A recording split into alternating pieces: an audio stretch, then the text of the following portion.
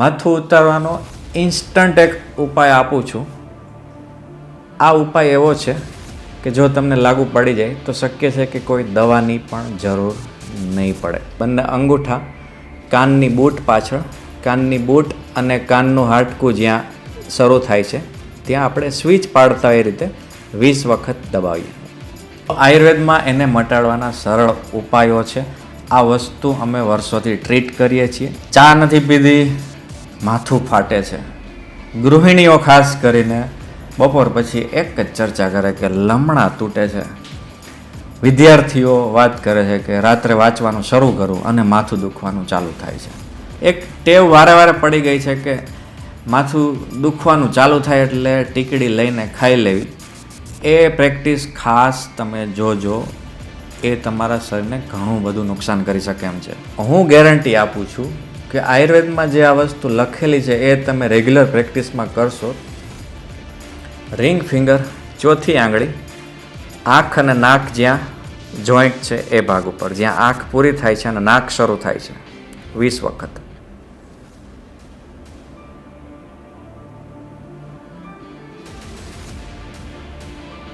અને ટચલી આંગળી જ્યાં ગાલ અને નાકનો જોઈન્ટ છે ત્યાં.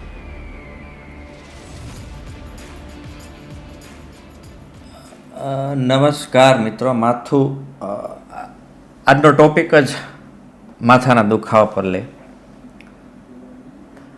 મેડિકલ સ્ટોરમાં ઇઝીલી મળી જાય છે માથું ઉતારવાની ટીકડી. ગામડામાં જઈએ, દરેક કરિયાણાની દુકાનમાં માથાના દુખાવાની ગોળીઓ મળે છે.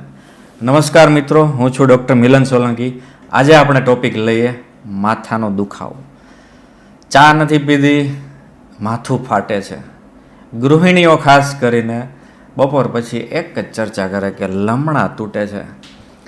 વિદ્યાર્થીઓ વાત કરે છે કે રાત્રે વાંચવાનું શરૂ કરું અને માથું દુખવાનું ચાલુ થાય છે. કોર્પોરેટ જગતમાં માથું દુખવું બહુ કોમન થઈ ગયું છે. તો આ જ માથાનો દુખાવો, થિયરીમાં એવું કહેવાય છે, માથાનો દુખાવો જ્યારે અમે ભણતા હોય મેડિકલ સ્ટડીઝમાં, કે માથાનો દુખાવો વ્યક્તિ જીવનમાં એકવાર તો અનુભવ કરે છે. તો ચાલો સમજીએ આ માથાનો દુખાવો શું છે અને આ માથાના દુખાવાને જીવનમાંથી કાઢવું કઈ રીતે. સૌ પ્રથમ વાત કરીએ તો આપણું ઘર જેનાથી ચાલે છે, આપણી માતાઓ, આપણી બહેનો, ગૃહિણીઓ, એને જે માથું દુખે છે એ છે મસ્ક્યુલર હેડેક. માથાની આસપાસના સ્નાયુઓ, બહુ ગુજરાતીમાં આપણે સાંભળીએ છીએ કે લમણા તૂટે છે. લમણા એટલે આપણા કપાળથી કાન સુધીનો ભાગ. આ દુખાવાને કહેવાય મસ્ક્યુલર હેડેક અથવા ટેન્શન હેડેક. મિત્રો, મગજને લીધે માથું નથી દુખતું, પણ આપણે એટલો સ્ટ્રેસ એક્યુમ્યુલેટ કરી લઈએ છીએ કે મગજ અને ખોપરી વચ્ચે એક લિક્વિડ હોય છે જેને કહેવાય મેનિન્જીસ. એમાં લોહીની નળીઓ હોય છે, ચેતાતંત્રના કોષો હોય છે. જ્યારે આપણે સ્ટ્રેસ લઈએ છીએ ત્યારે લોહીની નળીઓ ફૂલે છે, પાછી સંકોચાય છે, ફૂલે છે, સંકોચાય છે. એ લિક્વિડની અંદર મગજ ભટકાયા કરે છે અને જે હેડેક બને એને કહેવાય મસ્ક્યુલર હેડેક. તો આ હેડેકનો પહેલો ઉપાય એ છે કે બને આટલું સ્ટ્રેસ ઓછું લેવું, ખાસ કરીને વિદ્યાર્થીઓ માટે. માથાને ઇઝીલી 1 કે 2 મિનિટમાં કઈ રીતે ઉતારી શકાય એ પણ આપણે આયુર્વેદની બહુ પ્રાચીન મર્મ થેરાપીથી પણ જાણશું. એ વિડીયોમાં સૌથી છેલ્લે જોશું આપણે. બીજા નંબરનું સૌથી કોમન માથાનો દુખાવો જેનાથી થાય છે એ છે ઇન્ફ્લામેટરી અથવા તો સાઇનસથી થતું હેડેક. થોડાક શબ્દો મેડિકલના છે, સમજી લઈએ.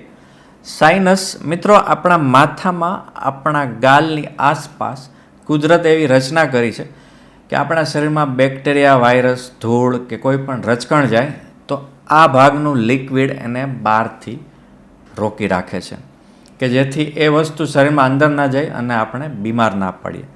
તો જ્યારે આપણે કોઈ વસ્તુથી એલર્જીક હોઈએ, ધુમાડાથી, ધૂળથી કે કોઈ એવા કેમિકલથી, તો શરીર શું કરે છે, એ લિક્વિડ એને આટલા સાઇનસવાળા ભાગમાં જ રોકી રાખે છે.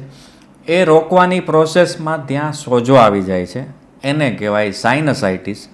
બહુ સરળ ગુજરાતીમાં સમજવું હોય તો નાકની જૂની શરદી. હજુ ગામડામાં જઈએ તો લોહીમાં ભળી જતી શરદી છે એ ઇન્ફ્લામેટરી હેડેક સિવાય બીજું કંઈ નથી. તો આયુર્વેદમાં એને મટાડવાના સરળ ઉપાયો છે. આ વસ્તુ અમે વર્ષોથી ટ્રીટ કરીએ છીએ. એનાથી મૂંઝાવાની કે રેગ્યુલર કરિયાણાની દુકાનેથી ટીકડી ખાવાની જરૂર નથી. કેમ કે આપણે જાણ્યા જોયા વગર જ્યારે કોઈ દવાનો ઉપયોગ કરશું ત્યારે એની સાઈડ ઇફેક્ટ પણ હશે.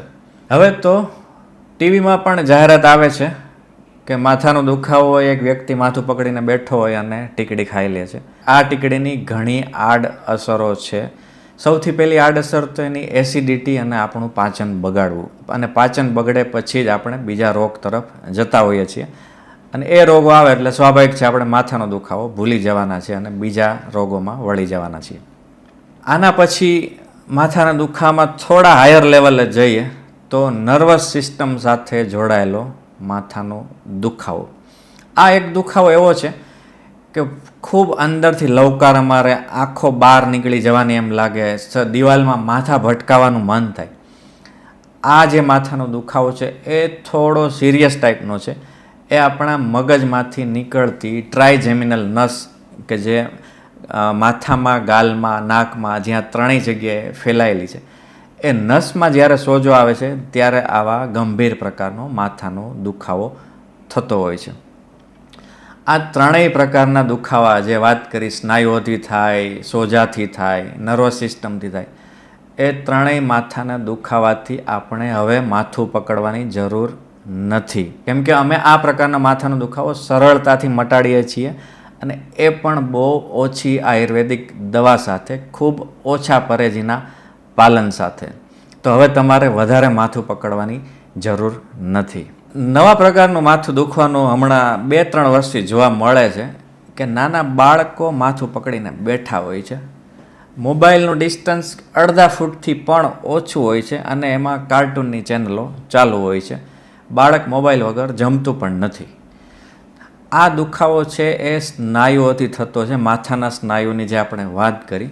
કેમ કે બાળક જેટલો વધારે મોબાઈલ જોશે એ આંખના અને માથાની આસપાસના સ્નાયુઓનો ઉપયોગ વધી જશે અને એને માથું દુખવાનું ચાલુ થશે. પણ આ વસ્તુમાં ગંભીરતા એ છે કે બાળક કહી નહીં શકે કે મને માથું દુખે છે, કેમ કે એના રિસેપ્ટર્સ એમાં ડેવલપ નથી હોતા. તો જો તમારું બાળક વધુ નજીક રાખીને મોબાઈલ જોવે છે તો તેને તમે અત્યારથી જ અટકાવજો. હોમ મેકર્સને હું આટલું જ કહીશ કે જ્યારે તમે કામ કરો છો, રસોડાનું હોય, ઘરકામ હોય, કચરા પોતા હોય, વચ્ચે દર 10 થી 15 મિનિટના કામ વચ્ચે 1 થી 2 મિનિટના ડીપ બ્રેથ, ઊંડા શ્વાસ લ્યો અને છોડો. એનાથી એ થશે કે ઊંડા શ્વાસ જ્યારે આપણે લઈએ છીએ અને છોડીએ છીએ ત્યારે માથા અને આંખની આસપાસના સ્નાયુઓ થોડા રિલેક્સ થશે અને વારે વારે દુખવાની તકલીફ ઓછી થશે.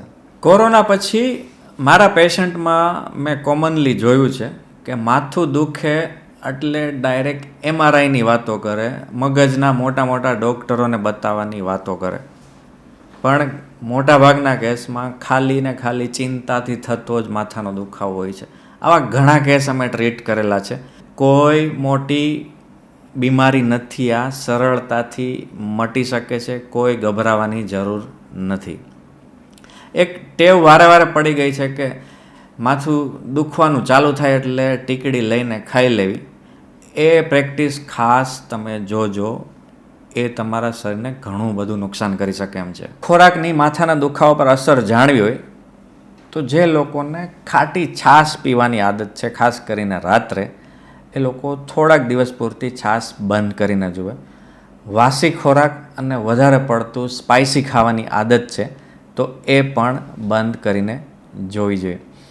ગામડામાંથી અમુક દર્દીઓ આવે છે, એ એક શબ્દ વાપરે છે કે સાહેબ માથું દુખે ને ઊંધો ગેસ થાય અને ઉલટી થાય પછી જ રાહત થાય છે.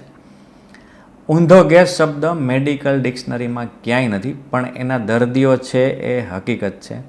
ઊંધો ગેસ એ બીજું કંઈ નથી પણ પેટની એસિડિટી અને ગેસ સાથે થતો માથાનો દુખાવો છે, જેના માટે પણ તમારે ગભરાવાની જરૂર નથી. એ પણ સરળતાથી મટી શકે છે. અમુક માથાના દુખાવાળા પેશન્ટ મોટેથી ઓટકાર ખાતા હોય છે. એ એવો ઓટકાર હોય કે તમારા બીજા ત્રીજા ઘર સુધી સંભળાય. અને આ વસ્તુ પહેલાં કેવી હતી કે 60 વર્ષની ઉપરના વૃદ્ધોમાં જ જોવા મળતી, કે જમીને મોટા મોટા ઓટકાર ખાય અને શાંતિથી બેઠા હોય. પણ હવે 20 થી 30 વર્ષના લોકો પણ આ ઓટકાર ખાય છે અને માથાના દુખાવા સાથે આવે છે. તો ફરીથી કહું છું, ગેસ અને એસિડિટી સાથે જોડાયેલા માથાના દુખાવા સિવાય કંઈ નથી. રાત્રે 2 થી 4માં આ વસ્તુ જેને થાય છે એ મલ્ટી સ્પેશિયાલિટી હોસ્પિટલના પગથિયા ચડી જાય ત્યાં સુધીની બીક લાગે છે કે મને એટેક તો નહીં આવી ગયો હોય ને, મને સ્ટ્રોક તો નહીં થઈ ગયો હોય ને. તો એક શક્યતા એ પણ છે કે સામાન્ય માથાનો દુખાવો પણ હોઈ શકે. એના માટે ફરીથી ગભરાવાની જરૂર નથી. પેટ સાફ ન આવવું, આપણા આંતરડા આટલા બધા અસક્ષમ થઈ ગયા છે કે આપણા શરીરમાંથી વેસ્ટ મટીરિયલ પણ બહાર કાઢી શકતા નથી. આયુર્વેદમાં આને વિબંધ કહેવાય છે, બંધ કોષ, જે ભગવદ્ ગોમંડલમાં કીધું છે. આ બંધ કોષ હશે ત્યારે પણ માથાનો દુખાવો તમને હેરાન કરી શકે છે. તો આવા કેસમાં આપણા શરીરની પ્રકૃતિને અનુરૂપ આપણે વિબંધની કે કબજિયાતની દવા લઈએ તો પણ માથું કંટ્રોલમાં કરી શકાય છે. માથું દુખતું હોય ત્યારે ઘરગથ્થુ ઉપચારમાં આપણે સામાન્ય બામ લગાડવું, એ બાળકોનું બામ હોય, ખૂબ સ્ટ્રોંગ બામ હોય. અને હમણાંથી થાઈલેન્ડનું એક બામ પ્રખ્યાત થયું છે જે લોકો લગાવતો હોય છે. એ હદે લગાવતા હોય છે કે ચામડી પણ ઉખડી જાય છે. તો આ બામ લગાડવું કે નહીં અને એનો ખરેખર ફાયદો છે કે નહીં? હા, આ કેવા કેસમાં લગાડવું જોઈએ? જ્યારે તમને ખાલી લમણાનો દુખાવો છે, મસ્ક્યુલર દુખાવો છે, ત્યારે તમે રૂમાલ બાંધીને પણ માથું ઉતારી શકો છો. અને સામાન્ય બામ કે જે બહુ સ્ટ્રોંગ ના હોય એ તમે લગાડી શકો છો. અધરવાઇઝ તમારી ચામડી અને પ્રકૃતિને ધ્યાનમાં રાખીને જ આ પ્રેક્ટિસ કરવી જોઈએ. માથું ઉતારવાનો ઇન્સ્ટન્ટ એક ઉપાય આપું છું. આ ઉપાય એવો છે કે જો તમને લાગુ પડી જાય તો શક્ય છે કે કોઈ દવાની પણ જરૂર નહીં પડે. આયુર્વેદમાં મર્મ થેરાપી નામનું એક ચિકિત્સા છે. મર્મ થેરાપી. આપણા શરીરના 107 ઉર્જાના સ્તર એવા છે કે જો એને પ્રોપર રીતે ટ્રીટ કરીએ, પ્રોપર એને ફંક્શન કરાવીએ તો આપણું માથું ઉતારી શકે. આપણા માથાના ભાગમાં ઉર્જાનો સંચાર સરસ રીતે થઈ શકે. તો ચાલો જોઈએ. આ 5 આંગળી માથાના અલગ અલગ ભાગ પર કઈ રીતે મૂકવી, શું કરવું સમજીએ.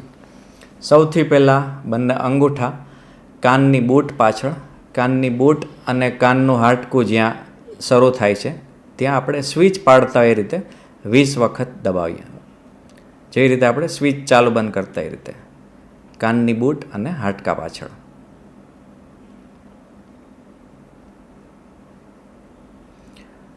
અંગૂઠા પછી આવશે પહેલી આંગળી, ઇન્ડેક્સ ફિંગર. આંખની લાઇનમાં જ્યાં આપણા વાળની શરૂઆત થાય છે ત્યાં 20 વખત સ્વિચ ચાલુ બંધ કરતા હોય એ રીતે દબાવીએ. વધારે વજન પણ નથી આપવાનું અને સાવ ફોરા હાથે પણ નથી કરવાનું.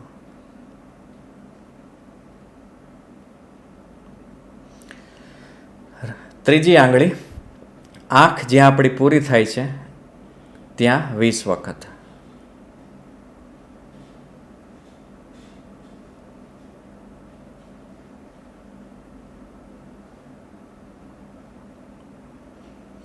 રિંગ ફિંગર, ચોથી આંગળી, આંખ અને નાક જ્યાં જોઈન્ટ છે એ ભાગ ઉપર, જ્યાં આંખ પૂરી થાય છે અને નાક શરૂ થાય છે, 20 વખત.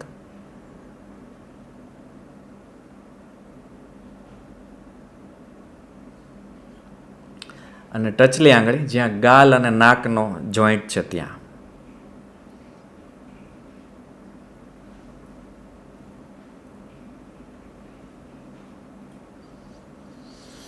રિપીટ કરી દઉં છું. અંગૂઠાથી કાનની પાછળ, પહેલી આંગળીથી વાળની શરૂઆત, ત્રીજી આંગળીથી આંખ જ્યાં પૂરી થાય છે, ચોથી જ્યાં આંખ પૂરી થાય છે નાક શરૂ થાય છે, અને પાંચમી ગાલ અને નાકના જોઈન્ટ ઉપર. સવાર બપોર સાંજ 20-20 વખત જમતા પહેલાં કરશો.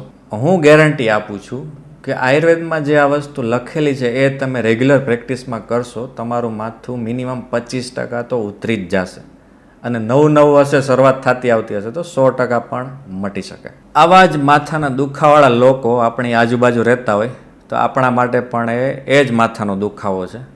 તો આવા માથાના દુખાવાળા લોકોને તમે આ વિડીયો શેર કરો. તો તમને આ વાત સારી લાગી હોય તો એને આગળ પણ મોકલો.